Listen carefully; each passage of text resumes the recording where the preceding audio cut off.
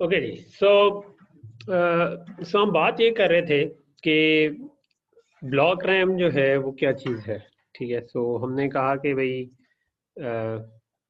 एक minute, shift F5। Okay, तो हमने ये बात की कि ब्लॉक रैम, जिस तरह हमने रजिस्टर फाइल पहले पढ़ी थी कि जिसमें आप कोई भी एड्रेस दें और उस पर डाटा लिखवा सकें, और एड्रेस दें तो उससे डाटा रीड कर सकें, तो ये वही चीज़ है। सिर्फ फ़र्क ये है कि इसके अंदर आप समझें कि एक साइकिल का डिले है रीड होने में। रीड उसी साइकिल में नहीं होता, रीड एक साइकिल बाद आता है। दूसरी चीज़ हमने ये कही कि सो बेसिकली ऑपरेशन इसी तरह काम करता है कि अगर मैं कोई एड्रेस दूं, फॉर एग्जांपल मैं एड्रेस 3 दूं, तो जो एड्रेस 3 पे लेट से 50 पड़ा था तो अगले साइकिल में आउटपुट पे 50 आ जाएगा। लेकिन अगर मैंने राइट करवाना है तो मैं एड्रेस 3 दूंगा और लेट से इधर 50 इनपुट दूंगा और राइट नेबल 1 करूंगा, तो जिस क्लॉक एज के ऊपर आपको राइट नेबल 1 मिला, उस क्लॉक एज पे जो भी डाटा इन पे आ रहा है वो लिखवाया जाएगा। ये डीमक्स हमने कहा था ये काम कर। अच्छा, दूसरी चीज हमने ये दो तीन एक तो ये तो सिमिलैरिटी थी टच फाइल से, तो इससे जो डिफरेंसेस हैं उनमें एक जो मैंने पहले नहीं बताया था, वो बड़ा डिफरेंस ये है कि जनरली ब्लॉक रैम बड़ी होती है। यानी ये रजिस्टर्स हमें तब हम यूज करते हैं जब ये हमें कोई 15, 20, 25, 30 के करीब चाहिए तो हम रजिस्टर्स यूज कर लेते हैं।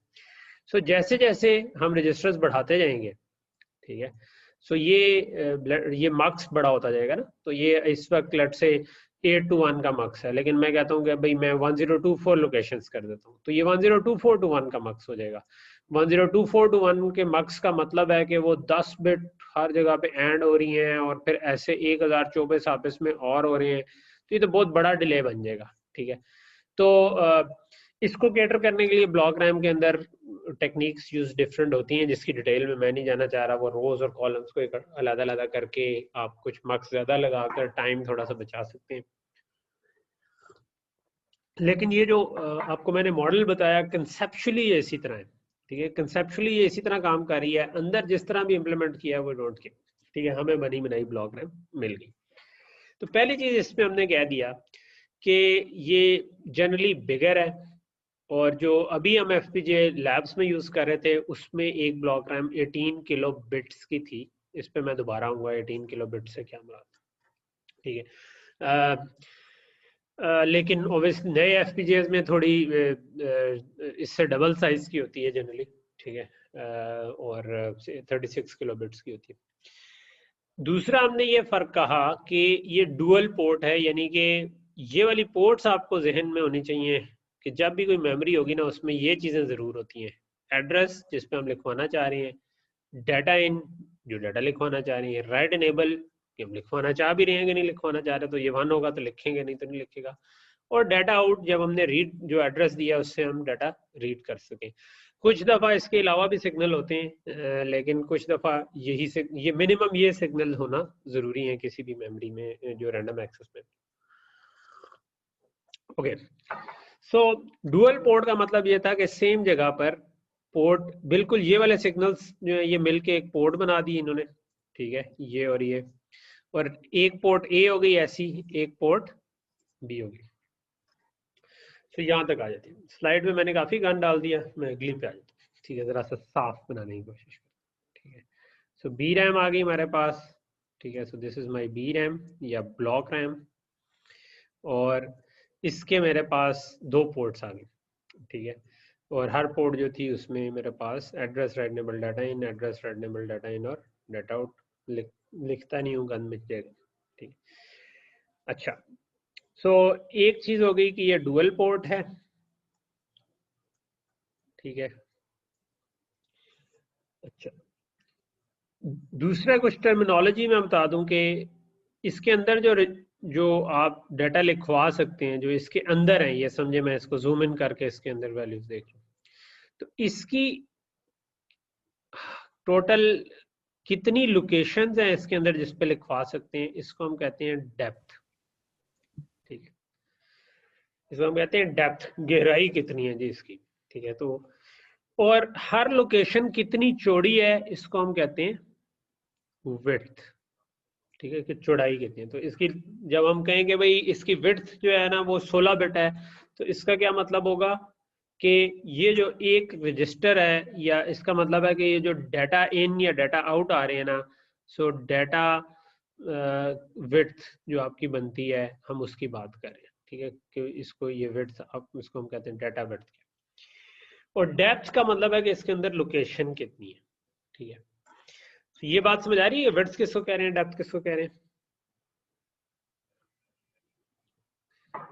रजिस्टर्स आप समझे ना, इसके अंदर पड़े हुए हैं, तो Yes, sir. वो 8-8 बिट के भी हो सकते हैं और वो 16-16 बिट के भी हो सकते हैं। ठीक है, अच्छा, सो जो अच्छी बात है ना इसकी, कि ये कन्फिगरेबल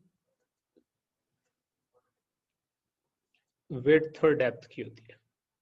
ठीक है, हम खुद बता सकते हैं कि विड्थ कितनी रखनी है और डेप्थ कितनी कितनी रखनी है। अभी जो मैंने इसका साइज आपको 18 किलो बिट कहा था ना, किलो का तो आपको पता है, हम जो लॉजिक डिजाइन वाले हैं 1024 को किलो कहते हैं। ठीक है, सो हम 1000 के बजाय 1024 को किलो कहते हैं, हमें जरा इसमें आसानी रहती है। तो आप इसको फिलहाल 16 किलो बिट का ज्यूम कर लें, वो जो बाकी दो हैं वो मैं बाद में एड्रेस करूंगा। ठीक है, तो इसका मतलब है 16 इंटू 1024 यानी 16,000 से कुछ ऊपर लोकेशन है। तो मैं चाहूं तो मैं सिंगल ब्लॉक रैम को इस तरह भी बना सकता हूं कि वो 1 बिट वाइड है, ठीक है, और 16 के डीप है।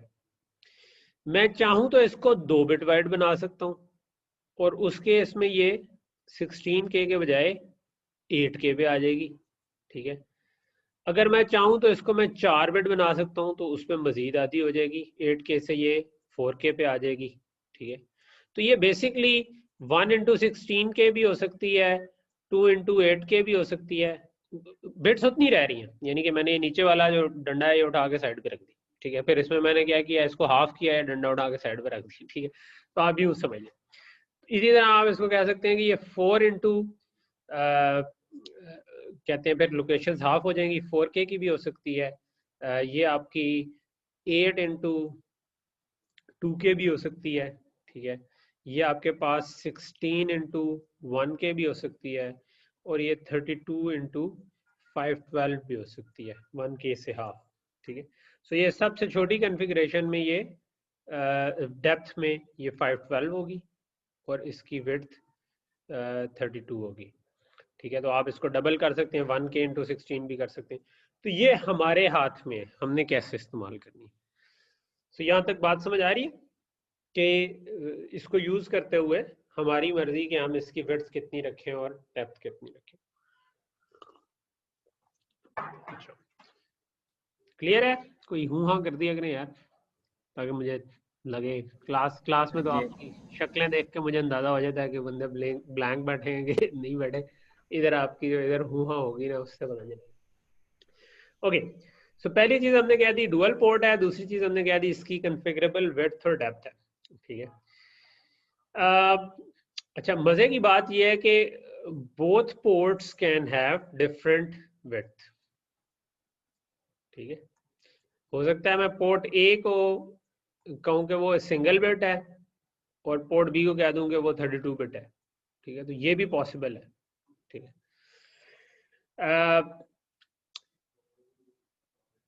तीसरी चीज इसमें ये है कि both ports can have different clock,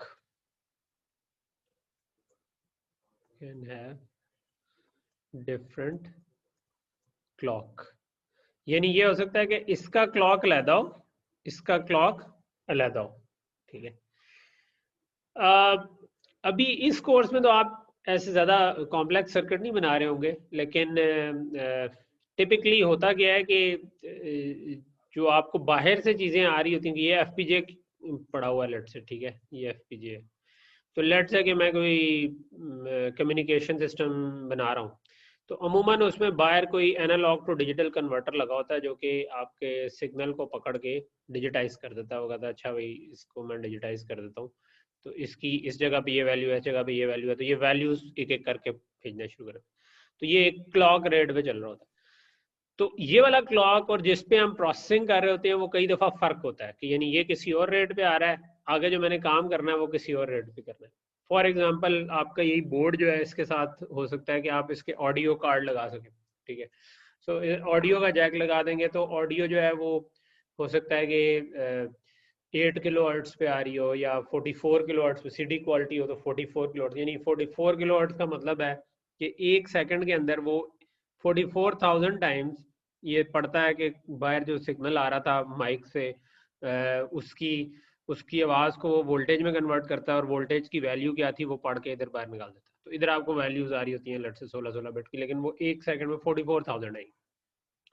लेकिन एफपीजे आपका 100 मेगाहर्ट्ज पे चल रहा है तो वो तो 100 मिलियन उठा सकता है, ठीक है। तो अब ये एक क्लॉक से दूसरे क्लॉक पे कन्वर्ट कैसे करें, तो ये ब्लॉक रैम ये काम कर सकती हैं। तो टिपिकली हम क्या करते हैं, हम कहते हैं कि यार ये मैंने ब्लॉक रैम लिखवाई, पोर्ट ए जो है ना इससे मैं एडीसी का डाटा लिखवाना शुरू कर दूंगा, ठीक है। ये मैं एक एग्जांपल दे रहा हूँ, ऐसी कई एग्जांपल्स हो सकती है, ठीक है। इमेज का भी डाटा आ सकता है, एडीसी का भी डाटा आ सकता है, कोई और डाटा भी आ सकता है। तो जिसमें आपके पास इधर से एडीसी डाटा आपने लिखवाना शुरू किया और इसको आपने चला दिया एडीसी क्लॉक पे जो 44 किलोहर्ट्ज वाला था, और यहाँ से जो डाटा उठाना था उसको आपने पोर्ट बी पे उसका एड्रेस देना शुरू कर दिया, ठीक है। तो आपने कहा यार तू भाई इधर डाटा लिखवाना शुरू कर, जैसे ही आधा हो जाए तो आपने इधर एड्रेस से चेक किया तो आपने फिर पढ़ना शुरू कर दिया और आगे जो भी काम करना था उस डाटा पे, आवाज़ को आपने लेट से कोई 4 चांद लगाने थे, कोई मशीनी इफेक्ट देना था, तो वो आपने इधर से डाटा उठाया, उसके आगे जो भी फिल्टर शल्टर लगाने थे वो आपने लगा दिया, ठीक है। तो वो जो आपने प्रोसेसिंग करनी थी ये आपने 100 मेगाहर्ट्ज क्लॉक पे की, जो आपका अपना एफपीजे का लेट से क्लॉक बनता था। तो आपने कहा कि अच्छा भाई पहले तुम जब आधा हो जाएगा तो मैं इस पे प्रोसेस कर लूंगा, बाकी आधा हो जाएगा तो मैं इस पे प्रोसेस कर लूंगा, एंड सो।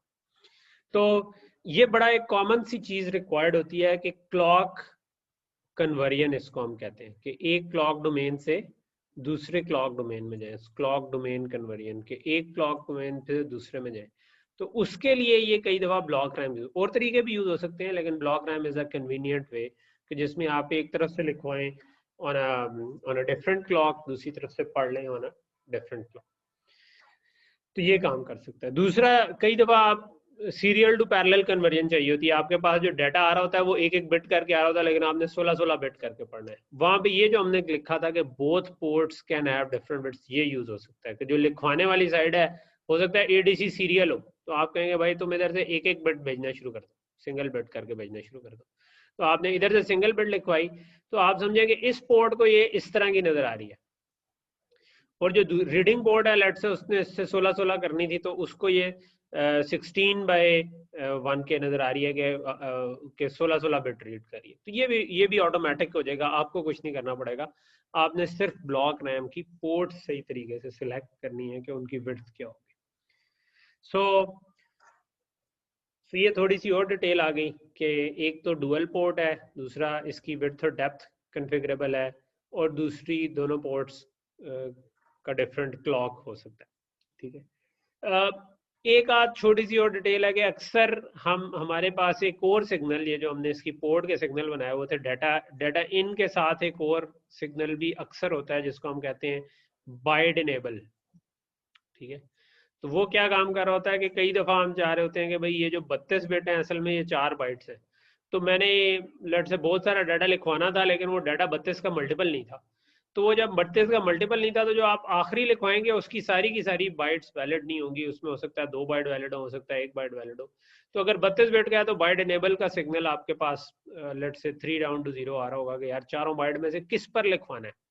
तो आप में जिस जिस पे 1 आ रहा होगा ना, लेट से आखिर में 2 वैलिड थी, इन पे 1 भेज दिया, इस पे 0 भेज दिया, तो इन 2 पे लिखा जाएगा आखिरी लोकेशन पे। बाकी सारी इसमें तो आपको सारे ही 1 चाहिए थे, पूरा पूरा आपने डाटा लिखवाते गए आखिरी पर आके आपने ये काम कर दिया, ठीक है। ओके, सो आई थिंक मैंने ये भी बता दिया कि डुअल पोर्ट है, मैंने ये भी बता दिया कि दोनों पोर्ट की विड्थ चेंज हो सकती हैं, डिफरेंट हो सकती है। अच्छा, ये जो विड्थ मैंने बताई है ना, ये इसमें यही कॉम्बिनेशन पॉसिबल है, ठीक है। यानी कि 2 की पावर में विड्थ रख सकते हैं, या 1 रख सकते हैं, या 2 रख सकते हैं, या 4 रख सकते हैं, 8 रख सकते हैं, 16 रख सकते हैं, 32 से ज़्यादा इसकी विड्थ एक ब्लॉक रैम की नहीं होती, ठीक है। सो अगर आप 32 से बड़ी बनाएंगे तो 2 ब्लॉक रैम लगा सकते हैं आप पैरेलल में, ठीक है। यानी कि आप ये कर सकते हैं कि भाई मैं 2 ब्लॉक रैम लगा दूं पैरेलल में और सेम सिग्नल इसको भी दे दूं, इसको भी दे दूं, सिर्फ डाटा का सिग्नल फर्क रख लूं, तो ये 64 बिट की भी हो जाएगी। ठीक है, तो ये हम काम कर सकते हैं। ओके, सो यहाँ तक हो गई हमारी ब्लॉक रैम होती क्या है।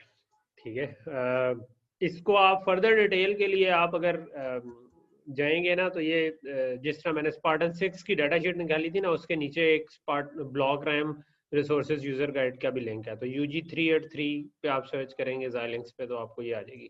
ठीक है, सो इसमें वही जो मैंने चीज़ें आपको आसान करके बताई हैं, ये थोड़ा सा डिटेल में लिखी हुई है कि अच्छा भाई क्या हो रहा है, कैसे हो रहा है। ठीक है, कि हर ब्लॉक रैम जो है वो किस तरह की है, क्या पोर्ट्स, तो ये इन्होंने बताई हुई है इसकी पोर्ट्स। ठीक है, तो इसमें थोड़ी सी एक्स्ट्रा आ रही है, मैं उस पर बाद में आता हूँ। ठीक है, तो अंदर 18 किलोबिट की मेमोरी है। अच्छा हाँ, एक चीज़ रहेगी कि 18 और 16 वाला क्या चक्कर है, वही मैं आपको बताता हूँ। ठीक है, तो ये इन्होंने वो टाइमिंग डायग्राम से बताया हुआ है कि अच्छा भाई राइट कैसे होता है, राइट फर्स्ट मोड क्या है, रीड फर्स्ट मोड क्या है। मोड्स में अभी आपको रहने ही दूं तो बेहतर है, ज़रा आप कंफ्यूज ना हो जाए। ठीक है, तो ये उसकी डिटेल्स है, और इसके अंदर आपका कहीं पे वो टेबल भी होगा जो आपको बता रहा होगा कि इसकी क्या विड्थ सपोर्टेड है। ठीक है, तो ये वाली चीज़ एनीवे, सो ये काइंड ऑफ उसका डिटेल वो थी। साथ साथ मैं बीच में एक चुस्की चाय की भी ले लेता हूँ, तो मैंने ख़त्म कर दी। मौसम बड़ा अच्छा हुआ है बाहर, तो chai is a good thing to have. Okay, तो सर अब घर जी नहीं यूनिवर्सिटी में ही हूँ मैं, घर में नहीं हूँ। यूनिवर्सिटी की चाय है, वो वाली नहीं है, कहते हैं असली दूध वाली नहीं है, ये एवरीडे वाली चाय है जो कि लेकिन फिर भी ठीक है गर्म करने के लिए। ओके, सो अब ये तो मैंने सारी कहानियां सुना दी, तो आप कह रहे होंगे भाई कहानियां सुनना छोड़ो, क्योंकि आप सब लोग असल में तो काम करने में इंटरेस्टेड हैं, तो आप कहेंगे भाई मुझे काम बताओ कि करें कैसे, इसको इस्तेमाल कैसे करें। ठीक है, तो अब उस पर आ जाते हैं कि ये ब्लॉक रैम की जनरल अंडरस्टैंडिंग बन गई। अब हम आ जाते हैं कि इस्तेमाल कैसे करेंगे। इस्तेमाल करने के इसके 3 तरीके हैं। ठीक है, एक है कि हम एक चीज अभी देखेंगे, लैंग्वेज टेम्पलेट्स को यूज करें। ठीक है, इसमें भी 2 तरह की होंगी, एक कोडिंग एग्जाम्पल से और एक डिवाइस प्रिमिटिव से। ये मैं आपको भी बताता हूँ क्या है, अगर ये नाम कंफ्यूजिंग लग रहे हैं डोंट वरी है, मैं भी आपको बता दूंगा। और दूसरा है कि आप इसको कोर जनरेटर से भी चला सकते हैं। ठीक है, तो ये 3 तरीके टोटल हो गए, एक टेम्पलेट से और एक कोर जनरेटर से। ठीक है, अच्छा, कोर जनरेटर जो है ना वो एक टूल है जो कि जिससे आप बहुत सी कोर्स जनरेट कर सकते हैं। यानी आप अगर टूल्स में जाएं, कोर जनरेटर पे जाएं, तो इस पे बहुत कुछ बना बनाया आपको मिल जाएगा। तो मैं इसको जस्ट खोल लेता हूँ, ये खुल गया। ठीक है, तो इसके अंदर आपको ना खुद से बनाने के बजाय आप कहते हैं कि जी मैं बनी बनाई चीज़ें इस्तेमाल कर लूँ। आप फॉर एग्जांपल आप कहते हैं कि मैथ्स के फंक्शंस मैंने यूज़ करने हैं, तो इसमें आपको डिवाइडर, साइन कॉस निकालना है, तो ये कॉर्डिक की कोर यूज़ हो जाएगी। ठीक है, फ्लोटिंग पॉइंट की कोर यूज़ हो सकती है अगर आपने फ्लोटिंग पॉइंट नंबर्स को यूज़ करना है। ठीक है, तो हम खैर अभी मेमोरीज और स्टोरेज एलिमेंट में अगर देखें, तो इसके अंदर आपको रैम्स और रोम्स, क्योंकि हम ब्लॉक रैम इस्तेमाल कर रहे हैं, तो इसके अंदर एक ब्लॉक मेमोरी जनरेटर की कोर है, ये आप बना सकते हैं, जनरेट कर सकते हैं। ठीक है, तो अगर आपको कभी चाहिए तो एक तरीका ये है कि आप कोर जनरेटर से एक नई कोर बनाएं और उसको प्रोजेक्ट का पार्ट बना दें। ये फ्लो मैं भी कवर नहीं करूंगा, मेरे ख्याल में इस कोर्स के लिए थोड़ा सा ज़्यादा हो जाएगा, लेकिन मैं आपको जस्ट आइडिया दे रहा हूँ, जिसको अगर कोई इस पे आगे काम करना चाहे तो वो कोई छोटी मोटी कोर जनरेटर की वीडियो देख ले या कोई उसकी डॉक्यूमेंट पढ़ ले। तो ये कोई बहुत मुश्किल फ्लो नहीं है। ये इसमें आप खुद ही से एक यूजर इंटरफेस पे सेट कर देंगे कि उसकी विड्थ क्या रखनी है, डेप्थ क्या रखनी है, वो ऑटोमेटिकली जनरेट। अगर आपने एक से ज़्यादा मतलब जो साइज अवेलेबल है उससे बड़ी ब्लॉक रैम बनानी है तो वो भी बना सकते हैं। ठीक है, वो ऑटोमेटिकली वो पीछे जोड़ देगा कोर जनरेटर और मल्टीपल्स को जोड़ के वो बड़ी ब्लॉक रैम बना देगा। जो दूसरा तरीका जो मैं कवर करूंगा और जो मुझे थोड़ा सा निस्बतन पसंद भी है इसकी निस्बत, वो है ये जो आपको एक छोटा सा इधर बल्ब नजर आ रहा होगा। ठीक है, तो दिस इज लैंग्वेज टेम्पलेट्स। ये वैसे भी यूजफुल चीज़ है। ठीक है, it's not just for block RAMs, इसमें उन्होंने ना बने बनाए कुछ कोड लिखे हुए हैं कि आप इनको इस्तेमाल कर लें तो उससे ऑटोमेटिकली चीज़ें बन जाएंगी। ठीक है, फॉर एग्जांपल इसमें अगर मैं देखूं तो इसमें जो हमने चीज़ें वेरिलॉग की कुछ पढ़ी हैं वो भी होंगी। फॉर एग्जांपल मैं इसमें सिंथेसिस, जो चीज़ सिंथेसाइज होती हैं उसकी कोडिंग एग्जांपल में जाऊं तो अब आप इसमें देखें कि डिकोडर, इनकोडर, मल्टीप्लेक्सर, इसका कोड लिखा हुआ है। अगर आपको भूल गया है कि मल्टीप्लेक्सर का क्या कोड था, तो ये 2 to 1 मल्टीप्लेक्सर का कोड है, ये 4 to 1 का है, ये 8 to 1 का है। ठीक है, ये राइट साइड पे आना शुरू हो जाता है। इसमें ये जो एंगल ब्रैकेट्स में चीज लिखी हुई है ना, इसका मतलब है कि इसको आप अपना नाम दे सकते हैं कोई भी। तो ये आप वही देखें, केस एंड केस लिखा हुआ है। इन्होंने ऑलवेज एट स्टैटिक के बजाय जो है ना ये सारी इनपुट्स इधर लिखी हुई है और सिलेक्ट लाइन लिखी हुई है, बट आप इधर ऑलवेज एट स्टैटिक भी डाल सकते हैं। ठीक है, ये थोड़ा सा पुराना है क्योंकि विवॉर्डो में शायद इसमें ऑलवेज एट स्टैटिक लिखा होगा। इसके अंदर पुराने ज़माने में हम क्या करते होते थे कि ऑलवेज एट स्टैटिक के बजाय तमाम जो इनपुट्स आ रही होती हैं उनको ऑलवेज ऐड और ब्रैकेट में कॉमा डाल के या और लिख के लिख लेते होते थे, तो वो अब उसकी ज़रूरत नहीं रही, काफ़ी अरसे से नहीं रही। लेकिन तो हम इसमें इंटरेस्टेड हैं रैम्स बनाने में। तो जो अगर आपको एक ही रैम चाहिए तो उसका बड़ा आसान सा तरीका है कि आप इसमें जाएं डिवाइस प्रिमिटिव इंस्टेंसिएशन में कि मुझे इस डिवाइस की कोई चीज़ चाहिए। इसका मतलब है कौन सी हमारी डिवाइस है, हमारी स्पार्टन 6 है। स्पार्टन 6 में मुझे ये बता रहा है कि कौन से जी क्लॉकिंग की कोई चीज़ चाहिए, आईओ की चाहिए, क्या चाहिए, तो मैं कह रहा हूँ मुझे रैम चाहिए। ठीक है, और रैम के अंदर देखें तो आपके पास ये आ गए। ठीक है, तो ये कोड जो लिखा हुआ है ना, ये कोड आपका ब्लॉक रैम बना देगा, सिंपल। ठीक है, काफ़ी बड़ा कोड आपको लग रहा होगा लेकिन इसमें बहुत सारे जीरोज हैं। ठीक है, तो मैं इसमें आप अगर ऊपर पढ़ेंगे ना, लेट्स से कि मैं शुरू में जाता हूँ, तो इन्होंने कहा हुआ cut code below this line. ठीक है, कि इस लाइन से नीचे कोड को उठाएं और जस्ट अपने जो भी आपने बनाना था उसके अंदर इसको इंस्टेंशिएट कर दें। ठीक है, सो मेरे पास कोई भी वेरिलॉग फाइल थी, तो मैं लेट्स से कि नोटपैड खुला हुआ है। ठीक है, इसमें डिजिटल क्लॉक खुला हुआ है। चलो मैं इसको थोड़ा सा खराब, अगर मुझे इधर ब्लॉक रैम बनानी होती तो मैं आकर इस जगह के ऊपर कहीं पे किसी जगह पर भी जहाँ पर मैंने कोड में ऑर्डर मैटर नहीं करता, तो मैं इसको कोड को पेस्ट कर देता, तो ये ब्लॉक रैम बन जानी थी। ठीक है, अच्छा ये अगर आप गौर से देखें तो ये असल में इसने क्या किया हुआ है, इसने एक मॉड्यूल का नाम दिया है। इस हैश से लेकर जहाँ पर हैश खत्म हो रहा है इसको फिलहाल इग्नोर करें, मैं आपको इस पर बताता हूँ कि ये क्या है। और ये उसका इंस्टेंस का नाम दिया हुआ है कि ये मैं जो मर्जी नाम दे दूँ। और नीचे जिस तरह हमने डॉट लगा के पोर्ट्स टाइप करते थे उसी तरह पोर्ट्स टाइप की हुई। ठीक है, तो ये जो पोर्ट्स टाइप की हुई हैं ये क्या है, इसको भी अभी मैं 1 मिनट कवर करता हूँ। ठीक है, तो पहली चीज़ ये होगी कि लैंग्वेज टेम्पलेट्स में एक तरीका ये है कि आप इधर से उठाएं और उठाकर कॉपी पेस्ट कर दें। ठीक है, तो इधर 2 तरह की इन्होंने बताई हुई हैं। आई थिंक एक है 8 बिट डाटा और 8 किलोबिट डाटा 1 किलोबिट पैरिटी, एक 16 किलोबिट डाटा, और ये बेसिकली 2 साइजेज हैं। ठीक है, जिस पे आप इसको बना सकते हैं। तो एक तो ये तरीका है। ठीक है, तो इसमें आपको खुद कुछ भी नहीं करना, जस्ट कॉपी पेस्ट करना है, लेकिन ये जो सिग्नल है ये फिर आप जिस तरह भी टाइप करना चाहें। ठीक है, सो मे बी मैं डिजिटल क्लॉक को ख़राब करने के बजाय एक छोटा सा प्रोजेक्ट बना लेता हूँ। ठीक है, लेट्स से मैं उसका नाम रख देता हूँ बीरैम टेस्ट, और लेट्स से कि मैं ये सारी चीज़ें यही रखता हूँ, फिनिश, और इसके अंदर मैं एक वेरिलॉग मॉड्यूल डाल देता हूँ जिसको लेट्स मैं कहता हूँ, फिर मैं टेस्ट पेज बना देता हूँ लेट्स से। ठीक है, टेस्ट फिक्सचर बना देता हूँ। ठीक है, भी उसने बता दिया। अच्छा, इसने इसके अंदर कुछ सिग्नल भी डाल दिया मुझको दिखाने के लिए। लेट्स से कि मुझे नहीं चाहिए, कुछ नहीं चाहिए।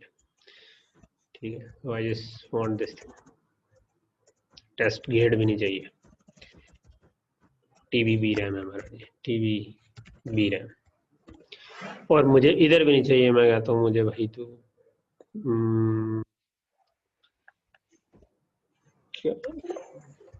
B RAM test TV B RAM. ठीक है, मैं नोटपैड में नोटपैड प्लस प्लस में खोल, तो लेट से कि मैं इधर इसको पेस्ट कर देता हूँ, ठीक है। तो मैं इसको सिर्फ टेस्ट करना चाह रहा हूँ, ठीक है। तो इसके लिए मुझे कोई अलग से मॉड्यूल बनाने की भी जरूरत नहीं, ये बना बनाया है, ठीक। अच्छा, अब एक चीज मैं जो पीछे बताना भूल गया था वो ये था कि मैं वो 18 किलो बिट को मैंने 18 किलो बिट को मैं 16 किलो बिट कहा था ना, कि आप अभी फिलहाल 16 समझ लें, ठीक। उसकी वजह ये है कि जो 18 बनती है ना उसमें इन्होंने 16 बिट रखी होती हैं डाटा की, और 2 बिट इन्होंने उसके अलावा रखी होती है, ठीक है। वो उसको ये कहते हैं पैरिटी बिट्स, ठीक है। सो पैरिटी बिट्स जो है वो इसके अलावा रखी हुई है, ठीक है। आप बेशक 2 बिट का डाटा उस पर लिखवा दें, ये हमारी है वो, उन उस पर वो पैरिटी का खुद से कोई काम नहीं करते। अगर हम कोई पैरिटी का कॉन्सेप्ट जो है वो अभी फिलहाल हमारे स्कोप से बाहर है, लेकिन बेसिकली आप अगर आपको शक हो कि भाई कोई डाटा आया उसमें गलती हो सकती है, तो हम अमूमन पैरिटी बिट्स डाल देते हैं। तो पैरिटी और डाटा अगर मैच ना करें तो हम कह देते हैं कि प्रॉब्लम है, ठीक है। तो 16 बिट के लिए 2 बिट पैरिटी काफ़ी होती है, 32 के लिए 4 बिट पैरिटी काफ़ी होती है। तो ये अगर 1 किलो डीप है तो 16 बिट का डाटा है, तो 2 बिट इंटू 2 किलो बिट की आपकी पैरिटी बन जाएगी, ठीक है। जो कि 2 बिट आप किस समझे पैरेलल में होंगे। तो अगर आप उसको डाटा के लिए यूज करना चाहें तो आप यहाँ पर 2 बिट का डाटा, यानी आपका 18 बिट का डाटा है, तो आप उसकी पहली 16 बिट जो है डाटा में डाल दें और 2 बिट पैरिटी में डाल दें, ठीक है। अब मैं इधर आ जाता हूँ, ठीक है। इधर अब 2 चीजें हैं, ठीक। पहली चीज ये है कि अच्छा क्या ये सिग्नल वही है जो मैंने आपको बताए, जो आपको बताए थे, क्या कोई फर्क तो नहीं है। मैं सिर्फ ए वाले लेट से अलग कर देता हूँ। सबसे पहले आ गया डाटा आउट ए और डाटा आउट पैरिटी ए, ठीक है। फिर आपके पास आ गया एड्रेस ए, क्लॉक ए। अच्छा, ये तो वही आगे जो मैंने बताए थे। तो ये मैं इसको थोड़ा सा ऊपर ले जाता हूँ, ये मेरे ये वाला जो हिस्सा है इस जगह पे मैं आपको अलग करके दिखाता हूँ। ये जो पोर्ट ए के सिग्नल है, ठीक है। ये कुछ नए सिग्नल आ गए, रीसेट और राइट इनेबल। राइट इनेबल आपको मैंने बताया हुआ था, क्लॉक तो आप और रीसेट तो होते ही हैं। तो इनेबल जो है कि आपने इनेबल करना है कि नहीं। टिपिकली हम इसको अगर यूज करना है पोर्ट को तो हम इसको 1 कर देते हैं, ठीक है। और ये जो रेच CEA है ये आपका इनेबल होता है जो आउटपुट रजिस्टर मैंने आपको दिखाया था ना, ये जो आखिर में लगा हुआ है, ठीक है। ये इसका इनेबल है, ठीक है। तो टिपिकली हम इसको भी 1 ही रखते हैं, ठीक है, कि आप इसको 1 ही रखें। तो ये टोटल आपके ए पोर्ट के सिग्नल हो गए, ठीक है। डाटा आउट एक हो गया, नीचे तो नहीं, हाँ ये डाटा इन भी आ रहा है, ठीक है। तो मे बी मैं इनको भी उठा के ऊपर ले जाता हूँ, ठीक है। सो ये मेरे पास यहाँ से यहाँ तक जो हिस्सा है ये पोर्ट ए के सिग्नल हो गया, ठीक है। तो मैंने आपको यही बताया था कि एक होगा आपका एड्रेस, डाटा आउट, पैरिटी उसके अलावा इसलिए है क्योंकि वो 2 बिट्स अलग से आ रही हैं। Data out, address, clock, enable extra है जो कि बंद कर देंगे हम, ये आउटपुट रजिस्टर का हो गया। रीसेट का सिग्नल हो गया।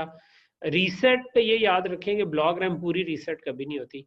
ब्लॉक रैम को रीसेट का सिग्नल देंगे तो ये जो आउटपुट पे एक रजिस्टर लगा है यही रीसेट होता है। ब्लॉक रैम के अंदर जो डाटा पड़ा है वो पड़ा रहता है। राइट इनेबल और डाटा इन, ठीक है। तो ये पूरा डाटा इन लिखने के बजाय इन्होंने DI लिखा हुआ है, और DIPA का मतलब है डाटा इन पैरिटी है, ठीक है। तो यानी इसका मतलब है कि अगर मैंने इस पे लेट से कि 36 बिट लिखवानी थी 32 के बजाय, ठीक है।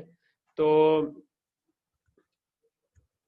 36 बिट का मतलब है कि मैं अगर ऊपर से मेरे पास 36 35 डाउन टू 0 आ रहे थे, तो मैं 4 बिट जो है ना 35 डाउन टू 31 सॉरी 32 ये मैं पैरिटी में लिखवा दूंगा लिखवाते हुए भी, और जो बाकी 31 डाउन टू 0 32 बिट थी वो मैं डाटा के साथ कनेक्ट कर दूंगा। तो ये मैं 36 बिट भी बना सकता हूँ। आपको वैसे इस कोर्स में ये दोनों केस ही नहीं करने पड़ेंगे। अच्छा, तो बिल्कुल यही वाले पोर्ट्स बी के हैं, तो आपकी दोनों पोर्ट्स एक ही तरह के। अच्छा, अब दूसरी एक चीज जो मैंने उस वक्त आपको इग्नोर करवा दी थी वो ये थी कि यार ये जो इतने सारे जीरो डले हुए हैं और ये जो हैश डला हुआ है ये क्या मजाक है जी, ठीक है। एक वेरिलॉग कोडिंग में मैंने एक चीज आपको थोड़ी सी छुड़वा दी थी या बहुत छोटी सी डिस्कस की थी, वो थे पैरामीटर्स, ठीक है। आप जो कोड लिखते हैं ना, वो बेहतर होता है कि उसमें पैरामीटर्स का इस्तेमाल करें। पैरामीटर क्या होते हैं? फॉर एग्जांपल, एक मिनट, मैं आपको कोई छोटा सा अगर इधर कोड लिखा है ना तो उससे बता देता हूँ। Let me C. Let's say कि ये एक छोटा सा काउंटर है, ठीक है। तो ये क्या कर रहा है कि भाई जब भी क्लियर है तो जीरो कर दो, जब भी इनेबल है तो काउंट को इंक्रीमेंट कर दो, ठीक है। तो मैं लेकिन ये चाहता हूँ कि ये काउंटर जो है इसकी विड्थ मैं फिक्स ना करूँ, बल्कि जब मैं यूज करने लगूँ उस वक्त बता सकूँ। तो इसका मतलब होता है कि हम इसका पैरामीटर डिफाइन कर सकते हैं। तो हम क्या करते हैं, मैंने ऊपर लिखा हुआ है कि जब मॉड्यूल के बाद अगर हैश लगाकर ब्रैकेट्स में लिख देंगे ना पैरामीटर, उसको कोई नाम दे के वैल्यू दे देंगे, जिस तरह मैंने विड्थ इज इक्वल टू 32 कर दी। इज इक्वल टू 32 का मतलब है कि अगर मैंने कोई वैल्यू ना दी तो बाय डिफॉल्ट 32 होगी, लेकिन अगर जब इसका इंस्टेंस बन रहा होगा तो मैं कोई वैल्यू दे दूं तो मैं इसको ओवरराइड कर सकता हूँ, कोई नई वैल्यू भी दे सकता हूँ, ठीक है। तो यहाँ पर हम डिफाइन करते हुए ये विड्थ मैंने डिफाइन कर दी। तो आगे जहां पर भी काउंट बन रहा था वहां पे मैंने विड्थ -1 यानी 31 डाउन टू 0 हो जाएगा। तो ये 31 डाउन टू 0 का बन जाएगा अगर मैंने ये विड्थ की। अब जब इसका इंस्टेंस बनेगा, ठीक है, जब मैं काउंटर का इंस्टेंस बना रहूंगा तब मैं पैरामीटर को कोई और वैल्यू दे दूं तो इसकी वैल्यू चेंज हो जाएगी। यानी मैं अगर 32 के बजाय इसको कह दूं 64 तो ये 64 बिट का हो जाएगा, 10 कह दूं तो 10 बिट का हो जाएगा, ठीक है। तो यहां पर यही काम किया हुआ है विद बी रैम, ठीक है, कि बी रैम का जो मॉड्यूल है उसके अंदर हम पैरामीटर सेट कर सकते हैं। तो ये हमने पैरामीटर सेट किया, हमने ये मॉड्यूल नहीं बना रहे, उसका इंस्टेंस बना रहे हैं, तो उसके अंदर हम ये वैल्यूज सेट करें। ये बहुत सारे जीरो है, इनको इग्नोर करें, जो टॉप पर वैल्यूज है उनको देखें। यहाँ पर ये बता रहा है कि डाटा विड्थ आप बता सकते हैं, ठीक है। डाटा ए की कितनी विड्थ रखनी है, बी की कितनी विड्थ रखनी है, 0, 1, 2, 4, 18 और 36, कि आपने 32 बिट का यानी 36 बिट का रखना है जिसमें 32 बिट डाटा होंगी और 4 बिट पैरिटी होंगी, 16 बिट का रखना है यानी कि 18 यानी कि 2 बिट पैरिटी, और वो 9 का रखना है यानी 8 बिट का डाटा और 1 बिट की पैरिटी, 4 बिट वाइड रखना है। अच्छा 8 से नीचे आ जाए फिर पैरिटी नहीं रहती, फिर आप 4, 2, 1, 0 ये विड्थ रख सकते हैं, ठीक है। इसके बाद आप अमूमन हम इनको ज़्यादा ये नीचे वाले सिग्नल्स को ज़्यादा नहीं छेड़ते, आप विड्थ को अमूमन चेंज करना चाह रहे होते हैं, आप विड्थ चेंज करेंगे उसके हिसाब से इसकी डेप्थ ऑटोमेटिकली चेंज हो जाएगी। अगर मैंने 36 रखी तो ये खुद ब खुद 36 बाय 512 का बन जाएगा, अगर मैंने 18 रखी तो 18 बाय 1 किलो का बन जाएगा, ठीक है। ये जो लिखे हुए ना इनिट, ये क्या चीज है, ये आपके हैं कि आप इनिशियल वैल्यू अगर कोई देना चाहें तो अभी बाय डिफॉल्ट जब ये ब्लॉक रैम जब सिस्टम ऑन होगा तो उसकी वैल्यू 0 हो जाएगी खुद ब खुद, ठीक है। तो इसमें दो आपको ऐसे नजर आ रहे हैं जिसपे P लिखा हुआ है, ये जो छोटा है ये पैरिटी बिट्स के लिए है, ये बाकी की बिट्स के लिए। तो ये टोटल 0 जो है हेक्स में लिखे हुए हैं, ये पूरी पैरिटी और डाटा में लाकर 18 किलो बिट के जीरोस बन जाते हैं, ठीक है। आउटपुट रजिस्टर को भी इनिशियलाइज करवा सकते हैं, और फिर नीचे आपकी कुछ और है कि भाई राइट मोड क्या है। अमूमन इनको यहाँ पर आप बता सकते हैं कि भाई आप किसी फाइल से अगर इनिशियलाइज करना चाहें बजाय 0 के, तो आप फाइल में भी डाटा हेक्साडेसिमल में लिखवा सकते हैं, तो वो वाला डाटा से ये इनिशियलाइज हो जाएगी। और ये आपकी फिर मोड है राइट फर्स्ट। मोड आपकी ये होती है राइट फर्स्ट, रीड फर्स्ट या नो चेंज। इसका मतलब है कि ये भी हो सकता है ना कि आप दोनों पोर्ट्स पे सेम एड्रेस पे लिखवाने की कोशिश करें, या से एक से पढ़ना चाहें एक से लिखना चाहें, ठीक है। तो अगर मैं कहूँगा भाई ये पोर्ट ए एड्रेस 0 पर लिखवा रही है या एड्रेस 0 पर मैं लिखवा रहा हूँ, तो जो डाटा आएगा वो जो अभी मैंने लिखवाया है वही आएगा या पुराना आएगा।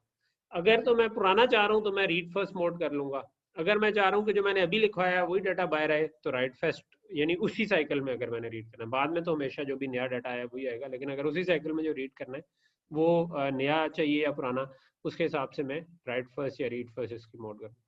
और नो चेंज का मतलब है कि अगर के डाटा के अंदर कोई चेंज ना आए, ठीक है। इसकी फर्दर डिटेल आप इसकी डाटा शीट से भी देख सकते हैं, ठीक है। तो ये वाली चीज़ें हम इसके अंदर सेट कर सकते हैं, ठीक है। तो ये अब आज की क्लास में शायद हमारे पास टाइम नहीं बचा कि मैं इसका टेस्ट बेंच जो है ना छोटा सा लिख के इसको चला लेता, ठीक है। तो मे बी हम नेक्स्ट क्लास पे ना ब्लॉक रैम की थोड़ा फर्दर डिटेल देखेंगे, और उसमें हम ब्लॉक रैम को कि और एक दूसरा तरीका जो है जो कि मैं अभी बता देता हूँ आपको, वो क्या है कि यही लैंग्वेज टेम्पलेट्स जो मैंने खोली हुई थी, किधर गए, ये था ना। तो इसी के अंदर एक और तरीका भी होता है, वो कोडिंग एग्जाम्पल से होता है। ठीक है, यानी ये अभी तो मैं डिवाइस प्रिमिटिव में पहले गया था, अब मैं सिंथेसिस कंस्ट्रक्ट्स में कोडिंग एग्जांपल्स में चला गया, और इसमें भी रैम बनाने के तरीके लिखे हुए हैं कि आपने अगर ब्लॉक रैम बनानी है, डुअल पोर्ट बनानी है, सिंगल पोर्ट बनानी है, तो अगर मैं लेट से फुल जो डुअल पोर्ट रीड राइट, तो ये भी इन्होंने एक कोड लिखा हुआ है, इसको भी कॉपी पेस्ट करके मैं रैम बना सकता हूँ। ठीक है, तो नेक्स्ट क्लास में मैं इसको भी टच करूंगा इंशाल्लाह, अभी मैंने जस्ट आपको ये बताने के लिए किया। ओके जी, यहाँ पर हम आज का लेक्चर रोकते हैं। मैं